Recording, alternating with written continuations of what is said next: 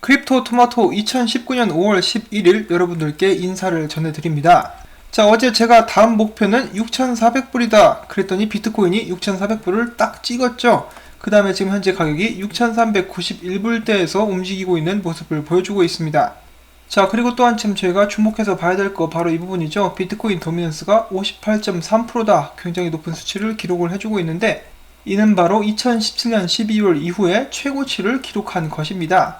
자, 그리고 그와 동시에 알트코인들도 정말 정신나간 망아지 마냥 한번 날뛰어 볼 수 있지 않을까 하고 많은 사람들이 기대를 하고 있습니다.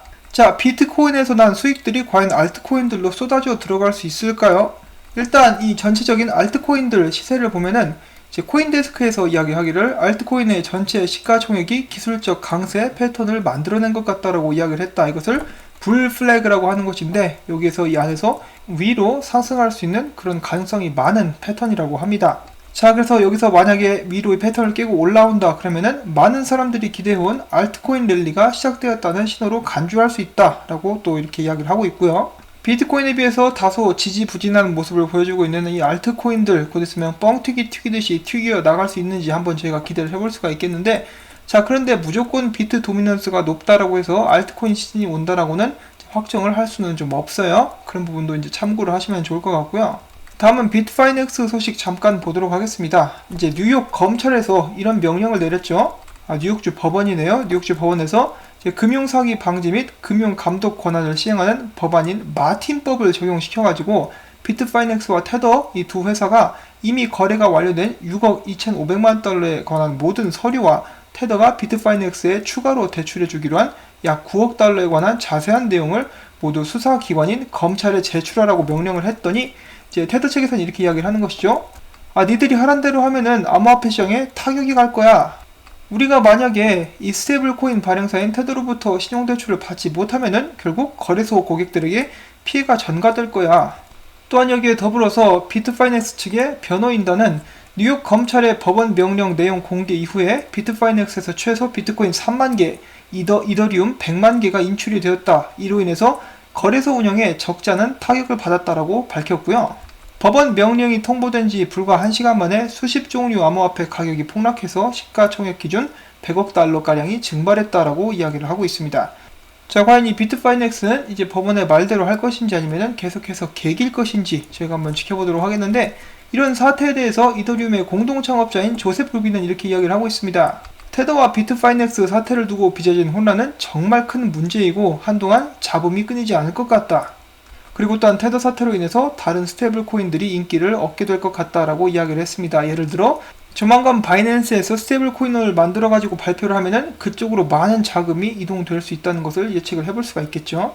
자, 그리고 계속해서 비트파이넥스에 대한 안 좋은 이야기들은 퍼져 나가고 있습니다. 최근까지 비트파이넥스 콜드 월렛에서 빠져나간 자금은 약 4억 3천만 달러로 이용자 이탈이 가속화되고 있고요.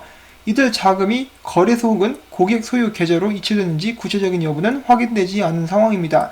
특히 일부 이용자는 법정 화폐 출금 서비스를 이용할 수 없다며 불만을 제기하고 있는 것으로 나타났고요. 몇몇의 사람들은 달러 출금이 한 달 동안 연기됐다. 또 다른 사람들은 법정 화폐 출금 요청 이후 계정이 동결됐다 라고 주장을 했습니다.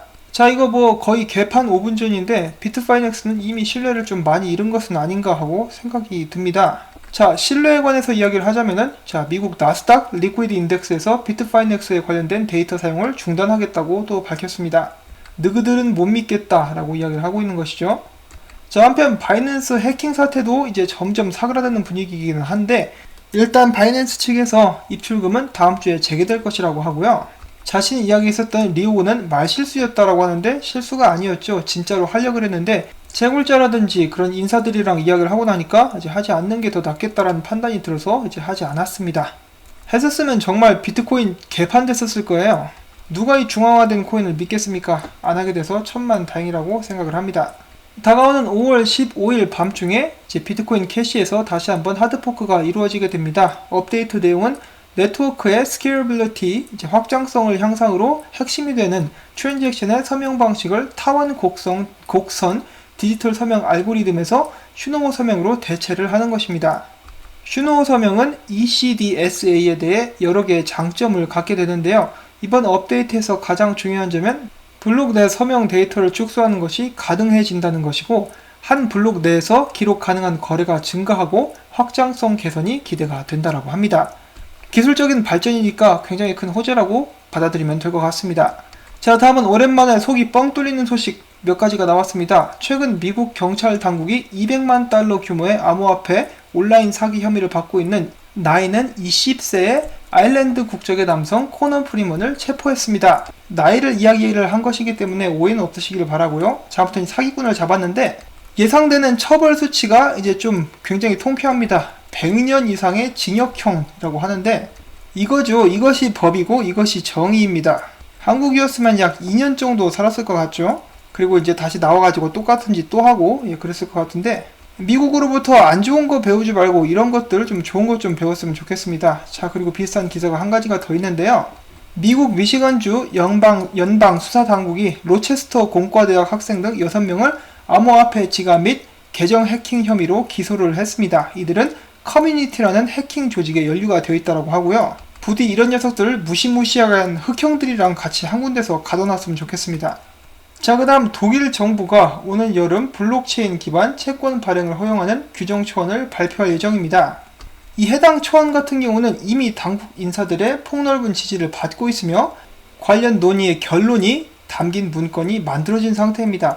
독일 정부는 블록체인 및 암호화폐에 대해서 보수적인 입장을 견지해온 터라 해당 규정이 독일 암호화폐 업계 전반에 활력을 불어넣을 수 있다는 전망입니다. 이와 관련해서 독일 자유민주당 내 IT 정책 전문가는 독일 정부가 드디어 눈을 떴다라고 평가를 했습니다. 자, 굉장히 부럽네요. 눈을 떴다. 자, 그 반면에 이제 중국의 최대 SNS 위챗에서는 앞으로 암호화폐 및 ICO 활동이 전면 금지가 된다라는 그런 공지가 나왔다라고 합니다. 뭐 새로운 이야기는 아니죠. 그 전부터 계속해서 암호화폐에 대한 압박을 이렇게 늦추지 않았었던 중국이기 때문에 뭐 그냥 그런가 보다 합니다. 자, 그렇지만은 위챗과는 다르게 중국 내에 있는 비트코인 채굴자들은 비트코인 가격이 올라서 정말 신났다라는 소식이 나왔는데, 이 채굴기 가격이 2배 이상 껑충 뛰었다라는 그런 소식이 나왔습니다. 뭐 약 한 2달 전쯤이었죠. 그때 뭐 암호화폐 산업을 도태 산업으로 지정을 해가지고 중국 내에서 채굴 사업이 문을 닫게 될 것이다 어쩌고 저쩌고 이야기를 했는데 결국 안 지켜지고 있죠. 물론 그렇게 도태 산업으로 지정이 돼도 번복되는 경우가 또 있다라고 제가 또 소식을 또 전달해 드린 적이 있었는데, CR도 안 먹히고 있습니다. 뭐 상황이 이렇게까지 되고 나면은 그 모든 것들이 연기는 아니었을까 하는 그런 생각마저 들게 됩니다. 자, 그 다음 마찬가지로 중국 소식인데요. 이 트론의 전 CTO가 이렇게 이야기를 했습니다. 그의 이름은 포청천이 아니라 천즈창이라고 하고요. 공개 서한을 통해서 트론은 이미 탈중앙화 네트워크를 구축한 데는 초심을 잃었다. 내가 트론을 떠나게 된 이유라고 밝혔습니다. 저스틴 선 이거 보면 좀 열 좀 받겠네요. 자, 그런데 또 한 가지 좀 어이가 없는 것이 이 전 CTO가 VOL로 불리는 진정한 탈중앙화 프로젝트를 새롭게 런칭할 예정이라고 이야기를 했는데, 이것은 뉴트론으로 불리게 될 것이다 라고 설명을 했습니다. 좀 어이가 없죠. 트론에서 나갔으면은 이 새로운 이름을 써야 되는데 뉴트론이라고 합니다. 아, 진짜 추잡스럽네요, 인간들 진짜. 자, 한편 바이낸스는 이제 몰타의 암호화폐 은행을 이제 개설을 하게 되는데, 여기에 지금 좀 하락하고 있는 은행이죠. 도이치뱅크 관계자를 CEO로 영입을 하게 됐다는 소식이 나왔습니다. 자, 그 다음엔 라이트코인 할빙이 다가오고 있다. 자, 어떤 일이 일어나게 될 것인가 한번 보도록 하겠습니다. 자, 지금 보시면은 제가 좀 이 차트를 키웠고요. 이제 저번 같은 경우에 라이트코인 할빙이 한번 일어났었습니다. 한번 일어나고 나니까 기다리고 있다가 한번 쭉 크게 위로 쏴 올린 그런 모습이 보여지고 있죠. 만약에 같은 패턴이 반복이 된다 그러면은 지금부터 좀 하락했다가 반감기 지나고 나서 다시 한번 크게 올릴 수 있는 가능성이 있습니다. 반감기가 일단 시작이 되게 되면은 채굴자들의 보상이 절반으로 줄어들게 되고, 거기서 오는 물량 부족 현상 때문에 가격이 올라가는 것인데요. 라이트코인 뿐만 아니라 비슷한 이런 방식이 이더리움에도 적용될 수 있기 때문에 그런 점들도 이렇게 참고를 하시면 좋을 것 같습니다. 이더리움 같은 경우는 반땅은 아니고 3분의 1로 줄었죠. 자, 그래서 라이트코인의 미래가 이제 좀 좋아 보이신다 하시는 분들은 이 반감기 전에 미리 구매를 하시는 것이 어떤가 하고 생각을 해보고, 참고로 이 라이트코인의 창시자인 찰리리 같은 경우는 라이트코인이 1000불 갈 것 같다라고 이야기를 했었죠. 은근히 시장 보는 눈이 굉장히 정확한 사람이기 때문에 또 이렇게 참고를 해주시면 좋겠습니다. 자, 암호화폐 전문 미디어 CCN에서 이야기하기를 페이스북의 암호화폐인 리브라가 인도에서 첫 공개 가능성이 있다라고 이야기를 하고 있습니다. 인도에서는 일단 굉장히 부정적인, 암호화폐에 대해 부정적인 인식을 가지고 있죠. 자, 과연 이것이 진행될 수 있을 것인지 좀 기대가 되고 있고요.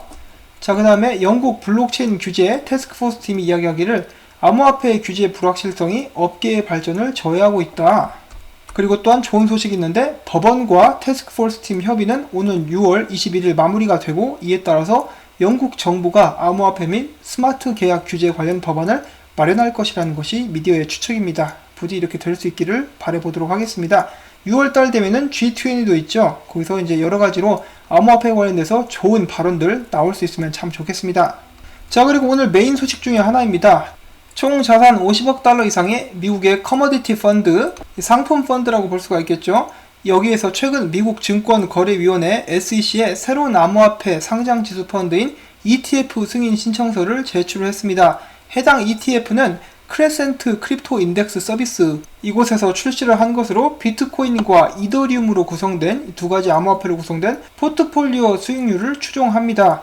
자, 이렇게 XBET가 추가가 되면서 SEC가 현재 심사 중인 암호화폐 ETF는 3개로 늘어났습니다. 이 자식들 빵만 축내지 말고 좀 승인 좀 해줘라. 자, 그리고 이란 비트코인 거래량이 지난 2주간 50% 이상 증가했습니다. 그것은 바로 무역 제재의 영향 때문이다 라고 이야기를 하고 있고요. 그 반면에 이란의 법정화폐인 리알화는 가치가 10%가량 떨어졌습니다. 자, 점점 법정화폐들이 시들시들해지고 있는 모습들이 여기저기서 보여지고 있죠. 앞으로도 계속해서 이런 모습들이 드러나게 될 텐데, 제재받지 않는 나라들에서도 경기 악화 등으로 인해서 이런 모습들이 나오게 될 것이라고 예상을 하고 있습니다.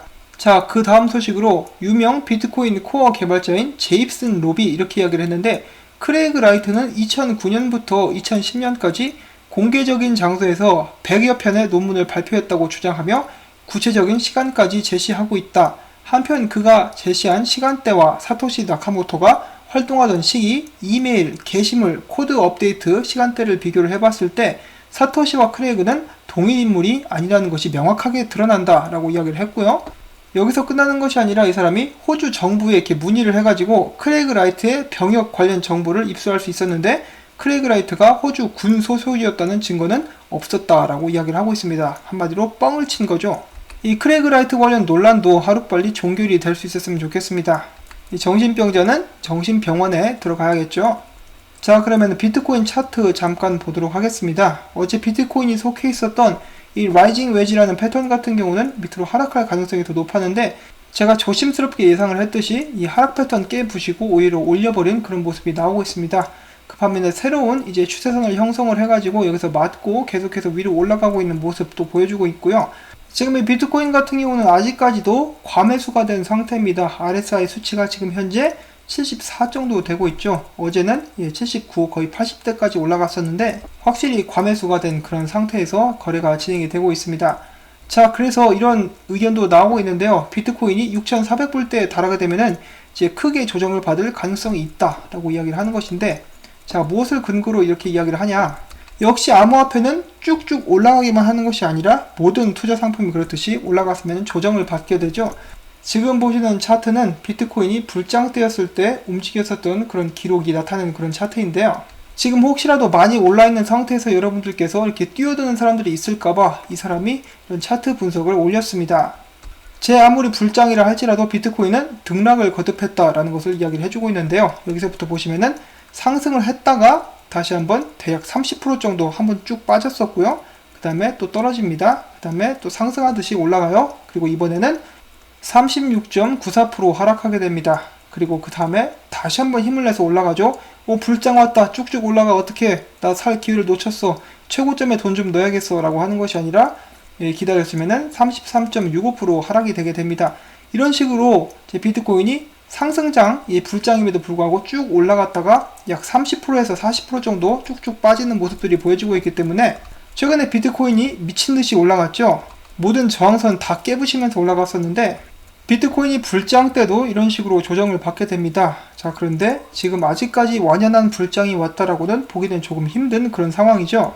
이러한 부분들을 토대로 여러분들께 조만간 큰 조정이 올 수 있지 않을까 하고 이렇게 말씀을 드려봅니다. 물론 제가 드리는 말씀은 투자에 대한 조언이 아니고 이 과거에 있었던 기록들을 봤을 때, 그리고 이제 모든 투자 상품들이 이런 식으로 움직일 수 있다는 것을 말씀을 드리는 것이고요. 언제나 투자는 신중하게 여윳돈만 가지고 진행을 하실 수 있기를 바랍니다. 제가 전달해드리는 이런 소식들이 여러분들께 도움이 되셨다면 제가 계속해서 이렇게 여러분들께 열심히 정보를 모아서 전달해드릴 수 있도록 수고했다는 의미에서 광고 시청 처음부터 끝까지 꼭 부탁을 드리고 싶습니다. 이 광고를 클릭해주시는 것도 저에게 도움이 되고요. 여러분들의 그러한 도움이 있어야만 제가 계속해서 이렇게 유튜브 채널을 유지할 수가 있습니다. 그래서 여러분들께 부탁을 드리고요. 광고가 나오는 동안에 이번 주말에는 뭘 할까라는 그런 계획을 한번 세워보시는 것도 좋을 것 같습니다.